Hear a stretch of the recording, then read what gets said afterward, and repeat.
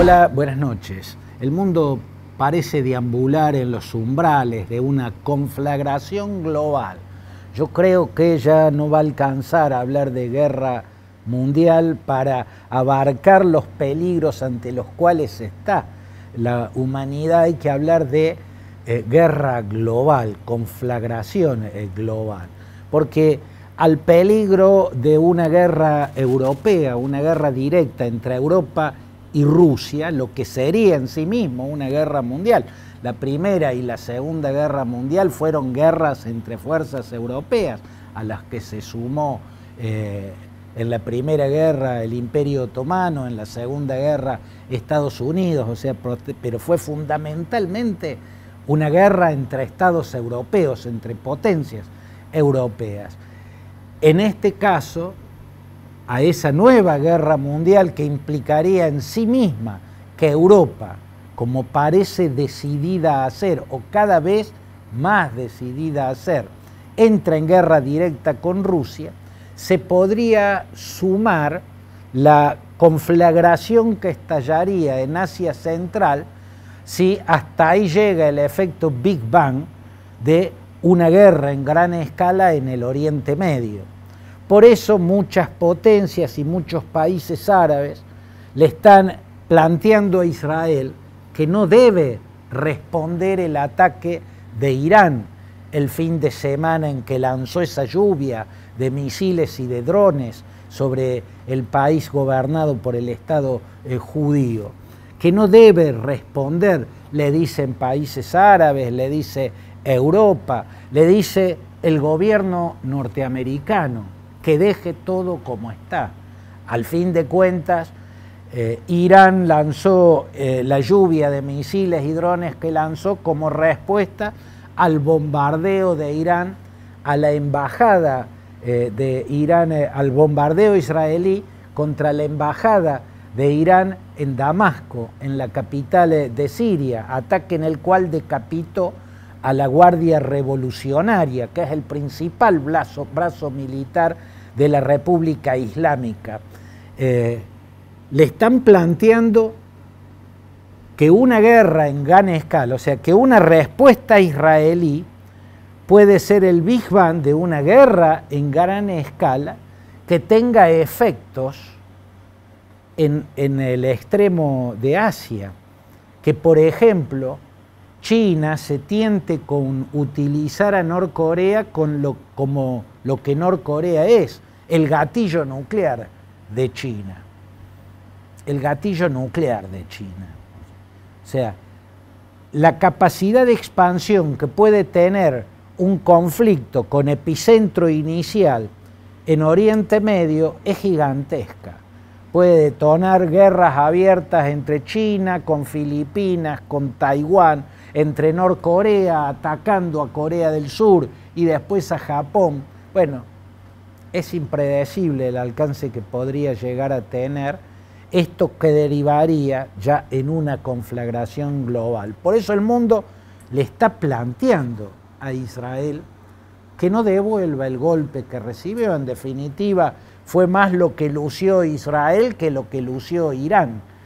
Lo de Irán tiene muchos elementos para considerarlo como lo consideró el Pentágono, más un acto político que un acto bélico destinado a dañar gravemente a Israel, ¿no? Más que esperar una devastación en Israel con muchas muertes, el ataque lanzado y anunciado con tantas horas de anticipación y lanzado conociendo la efectividad monumental del Iron Dome, ¿no? O cúpula de hierro, ese sistema defensivo antiaéreo que tienen los israelíes. Es imposible que el régimen de los ayatolás haya creído que de verdad con ese ataque podía causar una devastación en Israel. Así lo entiende el Pentágono. Me parece que el Pentágono trata de hacerle entender a Israel que debe hacer una lectura diferente de la que está haciendo sobre este ataque iraní y conformarse con haber lucido ese sistema de defensa que hizo que esa noche de proyectiles aéreos en su contra, terminase siendo más triunfal para Israel que para Irán. Se lució más Israel con su defensa antiaérea que Irán con su masivo ataque. Y lo que me parece a mí que entiende el Pentágono, o sea, que entienden los estrategas militares de los Estados Unidos, es que lo de Irán fue más un acto político destinado a la interna que vive y que es muy compleja el régimen iraní o la situación interna de Irán, que destinado verdaderamente a provocar muertes y destrucción en Israel. Estados Unidos lo ve más como un acto político, y Estados Unidos tiene en la historia varios acontecimientos, pero en todo caso uno es con Irán, ¿no?, de haber recibido ataques que eran más mensajes políticos que acciones bélicas. Estados Unidos en el año 2000, cuando tenía dos importantes bases militares en Irak, recibió un ataque iraní contra esas bases que tenía en Irak como respuesta al asesinato de Qasem Soleimani. Qasem Soleimani era la máxima estrella militar de los iraníes, era el comandante de la fuerza Quds.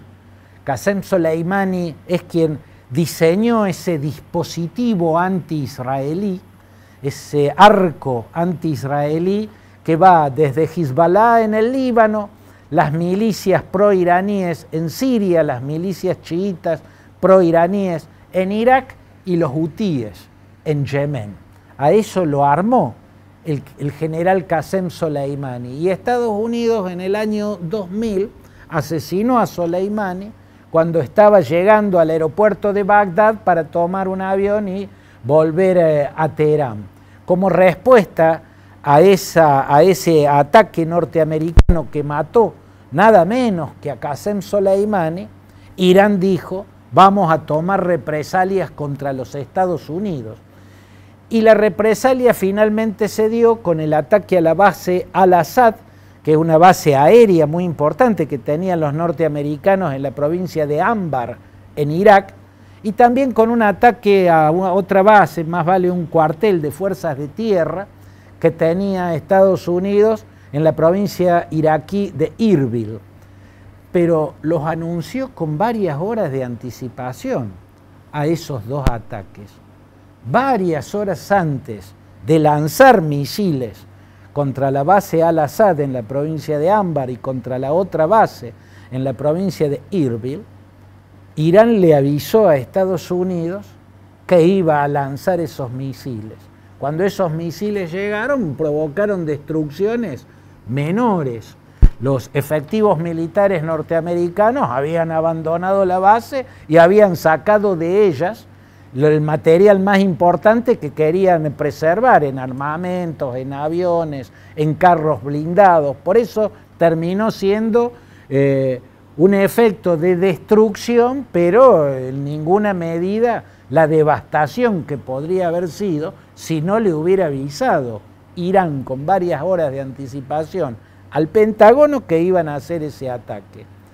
Y la conclusión del Pentágono es que Estados Unidos no tenía que devolver aquel ataque de Irán a esas dos bases.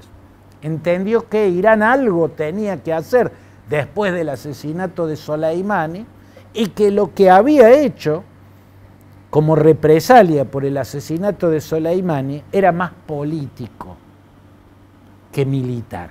Era más un acto político que un acto bélico.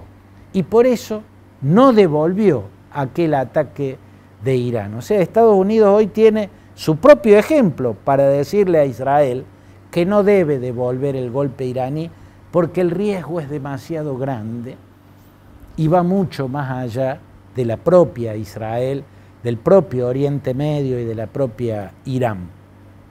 En este sentido, esa frase de Netanyahu con la que concluye las conversaciones con las fuerzas, con los países y las potencias occidentales y árabes que le estaban planteando que no devuelva el golpe a Irán o que lo haga de una manera más simbólica que militar, Netanyahu les dice: cierra esa conversación diciendo: les agradezco sus consejos, pero la decisión final la vamos a tomar nosotros.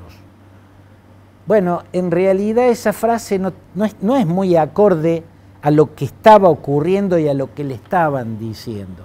No le estaban dando un consejo, no le estaban aconsejando no atacar a Irán, le estaban pidiendo no atacar a Irán, lo cual todavía es más amable que estarle exigiendo que no ataque a Irán como respuesta, y explicándole la gravedad del riesgo que crearía una represalia israelí si era desmedida.